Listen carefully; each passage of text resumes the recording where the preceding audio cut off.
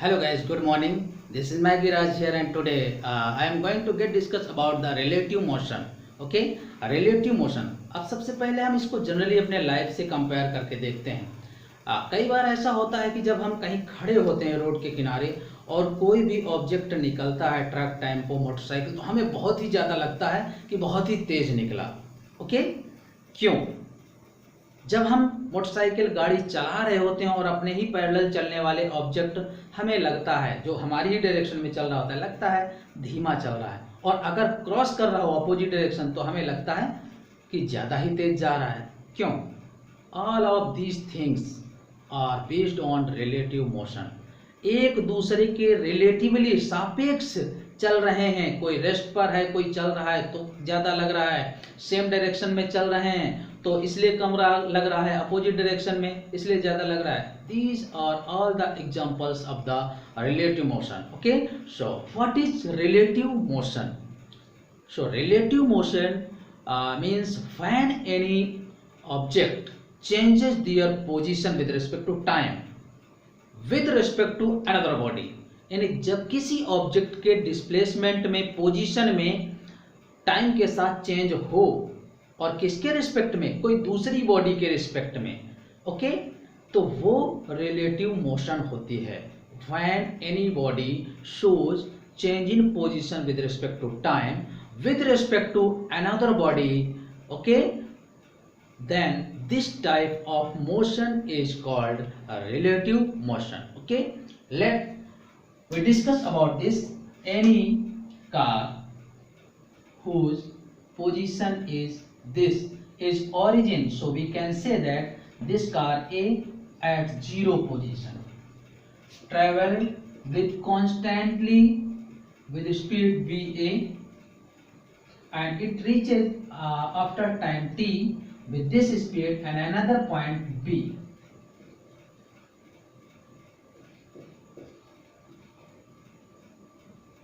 Another point where its velocity is xa at point this. So here this position is 0, मतलब यहाँ पर तो अभी वो ए बॉडी जो थी, ए कार थी, वो रेस्ट पर थी, इसलिए हम इस डिस्प्लेसमेंट को 0 से डिनोट कर रहे हैं। और टी टाइम के बाद मान लेते हैं कि ये जो डिस्टेंस होगी ये एस ए होगी। ठीक है, टी टाइम में इस कांस्टेंट स्पीड से डायरेक्शन के साथ मिल जाएगी in such direction that it will be equal to a velocity. So इस पॉइंट पर जब आएगी तो यहाँ पर वही पार्टिकल ए ही था, उसी का displacement x A at time t है। इसको ये मत समझिएगा कि एक्स ए इंटू टी है। This is the position at time t, this is the position at time 0। Okay, so this is equal to, we can say that x A t, यानी यहाँ तक जो लेंथ मिली है that is equal to this, so it will be equals to x a naught plus v a t. You know that speed equals to distance upon time, so v into t is equals to x। तो जितना ही ये travel किया है वो क्या हो जाएगा? इसके इक्वल हो जाएगा। ये तो स्टार्ट में 0 थी और प्लस वी ए टी, इतनी लेंथ ऐड हो जाएगी, तो हम ये कह सकते हैं कि 0 plus S A is equal to X A, ऐसा बोल सकते हैं। तो ये उसी चीज को रिप्रेजेंट कर रहा है इस तरीके से।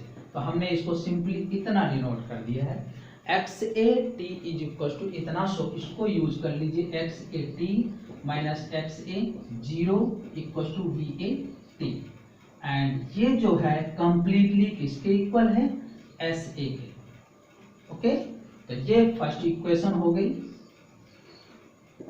And now let me consider another car B whose initial position xb at 0, it travel and it also moves with constant velocity vb, so in time, same time interval it will be here and xb at time t।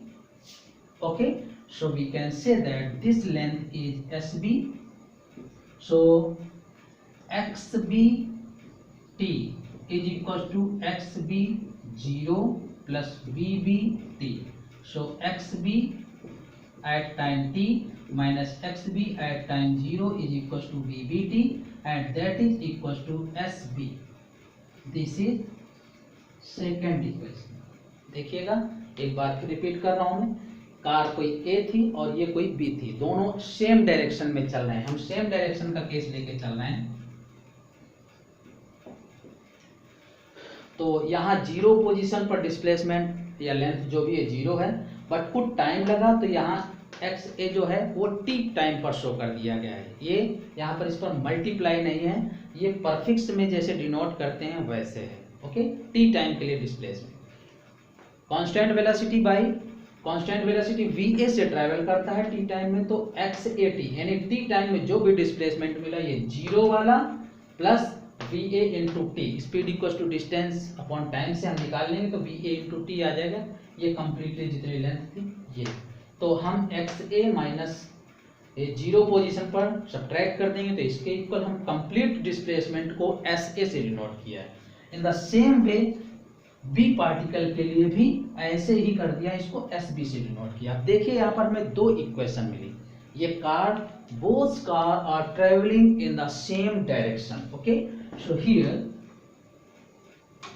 two equation formed. First one is SA equals to VAT and second one SB equals to BBT. Okay, so whenever we will discuss about the displacement of second with respect to first. Here displacement of B with respect to A, तो B का displacement क्या होगा A के respect में, तो B के displacement में A का डिस्प्लेसमेंट माइनस कर दीजिए. So it will be equal to VBT minus VAT. तो VB माइनस VAT बाहर कर लीजिए, SB माइनस SA. ये डिस्प्लेसमेंट हो गया रिलेटिव. अगर हम टाइम ले लें इधर तो ये आ जाएगा VB माइनस VA. तो डिस्प्लेसमेंट अपॉन टाइम क्या होता है, वेलोसिटी होता है. तो B का डिस्प्लेसमेंट था तो B की वेलोसिटी होगी A के रिस्पेक्ट में, तो A के रिस्पेक्ट में. इसको पढ़ा जाएगा velocity of B with respect to A. Okay, तो सिमिलरली अब आप ये फॉर्मूला ध्यान रखना, VBA equal to VB minus VA. देखिए जब हम पहले B ले रहे हैं तो पहले वेलोसिटी B आई है, बाद में A आया है तो बाद में A आया है. सिंपली आप ऐसे ये फॉर्मूला लर्न रखें. Velocity of B with respect to A that is VB minus VA. Similarly अगर हम ऐसे यूज करें VAB, क्या पढ़ेंगे इसको, velocity of A with respect to B, VAB, तो VA माइनस VB. ओके, तो अब हम ये दोनों केस ध्यान रखेंगे. जनरली यही सब लोगों को पता रहता है कि अगर हम सेम डायरेक्शन में चल रहे हैं तो वेलोसिटी, दो बॉडीज हैं A एंड B, तो वेलोसिटी ऑफ A B निकालना हो तो A की वेलोसिटी में B की वेलोसिटी माइनस कर दीजिएगा. अगर हमें if we will calculate VBA velocity of B with respect to A, then we will minus VB minus VA. VB में VA को माइनस कर देंगे. ऐसे फॉर्मूले लर्न कर रखें. But how will they will discuss this formula? So it's the similar way we will discuss about the theory, this theory. Okay, now in the opposite case, whenever we will discuss about the opposite case, let me consider means opposite direction. This is A and this velocity is BA and this is B whose velocity is B, VB. So VAB, velocity of A with respect to B. किसकी velocity calculate करनी है, हमें A की velocity calculate करनी है. तो यहाँ पर देखिएगा जिसकी वेलोसिटी कैलकुलेट करनी है उसी की डायरेक्शन में हम सभी वेलोसिटी को कन्वर्ट कर लेंगे। वी ए ये है, तो बी को जब इस डायरेक्शन में कन्वर्ट करेंगे तो ये इधर थी प्लस का वी बी, तो इधर आएगी तो माइनस वी बी। अब ये हम सेम डायरेक्शन का केस में आ गए, जो हमने पहले भी पढ़ चुके हैं। क्या पढ़ा था? वी ए बी जब कैलकुलेट किया था तो वी ए पहली वाली वेलोसिटी में दूसरी वाली वेलोसिटी को माइनस किया था, तो वी ए माइनस माइनस क्या हो जाएगा? Plus v B. So v A B equal to क्या आएगा? ये। अब अगर यहीं पर हम थोड़ी देर के लिए वी बी ए कैलकुलेट करना है, मतलब velocity of B with respect to A, तो अब देखिए बी की डायरेक्शन क्या है? ये है वी बी, तो ए वाले बॉडी को आप इसकी डायरेक्शन में कन्वर्ट कर लें तो माइनस वी ए हो जाएगा। तो अब ये क्या हो जाएगा? V B A. आप ये जानते थे कि V B minus V A यानी velocity of B minus velocity A, तो वेलोसिटी ए क्या है? माइनस का V A, so it will also equal to V B plus we A. Okay, V B A. तो ये भी आ गए। अब ये सारे फॉर्मूलों के प्रूफ आ गए। अभी तक हम लोग क्या डिस्कस करते थे? अगर सिमिलर डायरेक्शन में चल रहे हैं तो उनकी स्पीड्स माइनस कर देंगे, और अगर अपोजिट डायरेक्शन में चल रहे हैं तो उनकी स्पीड्स को ऐड कर देंगे। But how we will discuss about that topic. So here all those things in which we will discuss the relative velocity of A with respect to B, or relative velocity of B with respect to A in the same or opposite direction. Okay, so this. Now what will be the graph?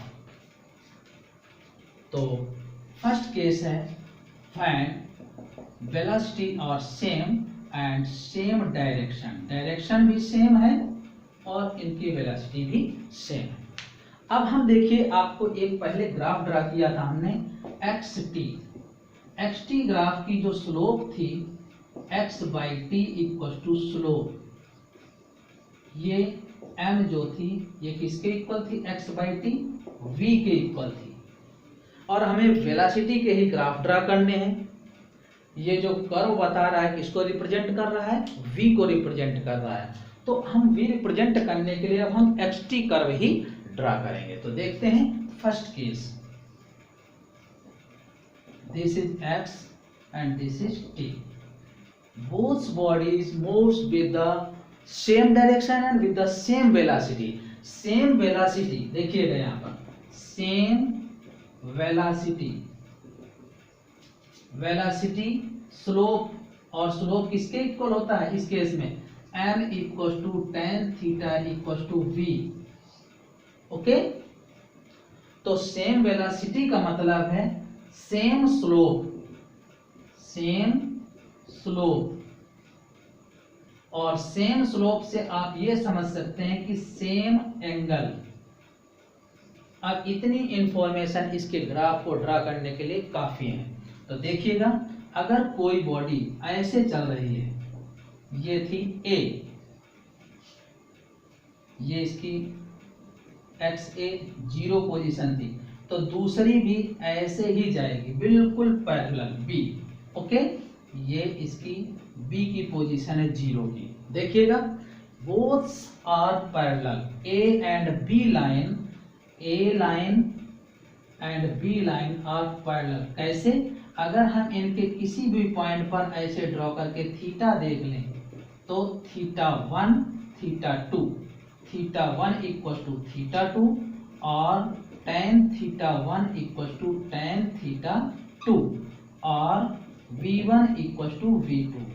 Okay, tan theta किसके इक्वल है? v के, तो v भी equal होंगी, और यही case हम सॉल्व कर रहे हैं। तो ध्यान रखिएगा, जब भी सेम वेलोसिटी का केस हो और सेम डायरेक्शन का हो, तो सेम डायरेक्शन ये रिप्रेजेंट कर रही है, सेम वेलोसिटी का मतलब है ये कॉन्सेप्ट देखिए xt कर्व का, same velocity means same slope means same theta और same tangent of theta tan theta. तो हम देखते हैं यहाँ दोनों ही लाइन की स्लोप सेम है, मींस वेलोसिटी सेम है। ओके, ध्यान रखिएगा, वेलोसिटी सेम का मतलब है इनका inclination with respect to X axis के रिस्पेक्ट में जो स्लोप है, जो एंगल है वो इक्वल होगा। तो हमने θ1 θ2 ये स्लोप थी, लेकिन ये दोनों ही इक्वल हैं, मींस दोनों ही लाइन पैरेलल हैं, मींस दोनों की है tan θ1 tan θ2 इक्वल है। It means both velocities are equal. ये हुआ सिमिलर का। अब सेकंड केस आता है, अब यही बात हर बार यूज करेंगे, लेकिन अब यहाँ पर अगर ये आ जाए कि डायरेक्शन तो सेम है बट वेलोसिटी सेम नहीं है, तो देखिए अब ऐसा हो जाएगा। ये हम दो ग्राफ ड्रा करेंगे यहाँ पर, ये एक्स टी कर्व है, एक्स टी कर्व। पहला कर्व है जब VA ग्रेटर VB हो, दूसरा कर्व है जब VB ग्रेटर हो VA से। तो जिसकी वेलोसिटी ज्यादा है उसकी स्लोप ज्यादा कर दीजिए, मतलब उसका इंक्लिनेशन क्या होना चाहिए, झुकाव, स्लोप क्या होनी चाहिए, ज्यादा। जिसकी वेलोसिटी ज्यादा उसकी स्लोप ज्यादा। ओके, तो देखिए यहाँ पर VA ग्रेटर VB, तो A जो है वो थोड़ा सा ऐसे स्लैंट रख दीजिए, ये हो गया A, और B जो होगा वो उसकी स्लोप ऐसे कर दीजिए। तो देखिएगा B की जो स्लोप है, किसी भी पॉइंट पर आप ड्रॉ करके देखिएगा, ये है B वाला पार्ट के एक ही डायरेक्शन में है, सेम डायरेक्शन। तो ये हो गया θ2 B के लिए, और इसके लिए आप ये ऐसे डाल दीजिए θ1। ओके, देखिएगा आपको देखने से ही पता चल रहा होगा θ1 और θ2 में कौन बड़ा है। हियर θ1 ग्रेटर θ2, तो आप ऐसे लिख सकते हैं tan θ1 ग्रेटर tan θ2 और V1 greater V2, means VA greater VB। A की स्लोप B से ग्रेटर है, तो ऐसा होगा ये कहीं ना कहीं इंटरसेक्ट करेंगे एक पॉइंट पर। ये कैसा है, इंटरसेक्टिंग पॉइंट। ऐसे केस में ये कहीं इंटरसेक्ट कर जाएंगे। फॉर एग्जांपल जैसे कि दो कार हैं, दो गाड़ियां हैं, एक पहले मान लीजिए इक्वल चल रही थी तो दोनों आगे पीछे चल रही हैं, एक अचानक ब्रेक लगा दिया और पीछे वाली उसी स्पीड से आ रही है, तो दोनों क्या कर जाएंगे, हिट कर जाएंगे। मतलब एक की वेलोसिटी कम और एक की ज्यादा हुई, कोलाइड कर गई, हिट किया। इस केस में अब सिमिलरली वैसा ही है। ओके, देख रहे हैं, तो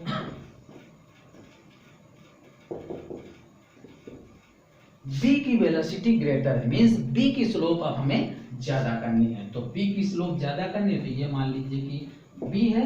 ओके, और A की स्लोप कम करनी है, तो A की स्लोप ऐसे कर दीजिए, ये A है। देखिएगा इसका इंक्लिनेशन अगर देखें, ये A वाले का θ1, हम हर जगह A वाले को 1 के फॉर्म में डिनोट कर रहे हैं, और ये है B वाला, इसका ये θ2 है। तो आपको दिखने से ही पता चल रहा होगा कि किसका एंगल ज्यादा है। θ2 ग्रेटर है, तो θ2 ग्रेटर θ1, और tan θ2 ग्रेटर tan θ1, और V2 ग्रेटर V1, मतलब VB ग्रेटर VA। तो इनका ऐसा xt कर्व हो जाएगा। सो ध्यान रखिएगा, अब हम ये केस कर रहे हैं कि velocity of A can not be equal to velocity of B, but direction is same. Then here formed two specific case whenever velocity of A greater velocity of B and whenever velocity of B greater velocity of A.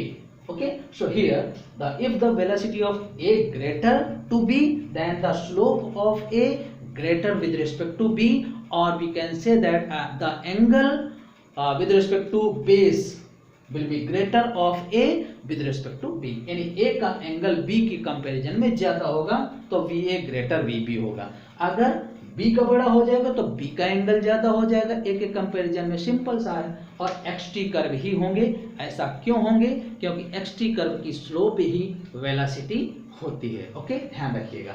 Now velocity are unequal, but here the direction is opposite, opposite direction में आ रहे हैं, तो यहां पर भी ये hit करेंगे। वेलोसिटी इक्वल नहीं है, xt कर्व है, तो स्लोप इनकी इक्वल नहीं है। अब इक्वल नहीं है तो इनकी भी लोअर ग्रेटर हो सकती हैं। तो अब हम ऐसा मान लेते हैं कि एक इस डायरेक्शन में जा रहा है A वाला, दूसरा ऐसे आ रहा है B वाला। Okay, this is B, direction इनकी अपोजिट हो गई। अब देखिएगा स्लोप हम ए वाले पार्टिकल के ले रहे हैं, कहीं पर भी एंगल आप ड्रॉ कर दीजिए, दिस इज θ1 एंड यहाँ पर ही एंगल ड्रॉ कर दीजिए, दिस इज θ2.